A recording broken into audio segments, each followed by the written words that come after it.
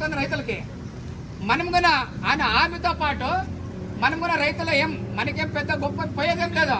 ఒక మనిషికి ఒక వ్యక్తికి మనం గౌరవం ఇచ్చి ఆయనకు సపోర్ట్ చేస్తే మనకి మేలు జరుగుతుంది.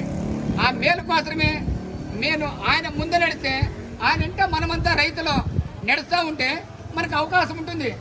ఏదన్నా కానీ ఒక పోలీస్ స్టేషన్ పోవాలన్నా, ఒక ఎంఆర్ ఆఫీస్కి పోవాలన్నా, ఏదైనా ఒక సమస్య వచ్చినా ఏదైనా ఉంటే మనం ఐకమత్యంగా ఉంటే ఆయన దృష్టి తీసుకపోతే మనకి పనులు జరుగుతామనేది ఒక అవకాశము. అందుకోసమే రావడం జరిగింది. మండలమే ఇరాల మండలమే కాదు, రాజుల కాన్స్టిట్యూషన్ ఒకసారి కమిటీలు ఏర్పాటు చేసి దీన్ని బాగా స్ట్రాంగ్గా తీసుకొని పోదాం. ముందర భవిష్యత్తు ఉంటుంది. మనీ ఇంకా ముందరికి ఏమైనా ఉంటే బాగా మీటింగ్ పెద్దగా కమిటీలు వేసి పెద్దగా మీటింగ్ పెట్టి పెద్దగా ఏర్పాటు చేద్దాం. ఏర్పాటు చేసి మీరంతా బెంబలం ఉంటామంటే నేను వాళ్ళతో పాటుగా మీతో పాటుగా మీ అంటే నేను కూడా ఉంటాను.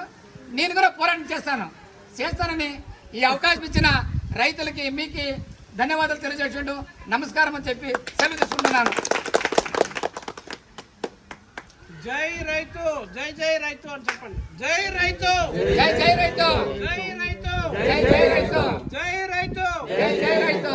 దేశానికి అన్నం పెట్టే రైతన్న వర్ధిల్లాలి.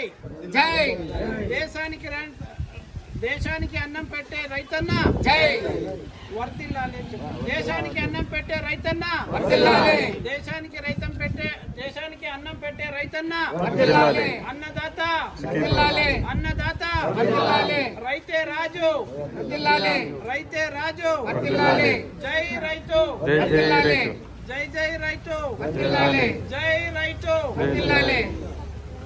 ఓకే, అందరికీ సంతోషం.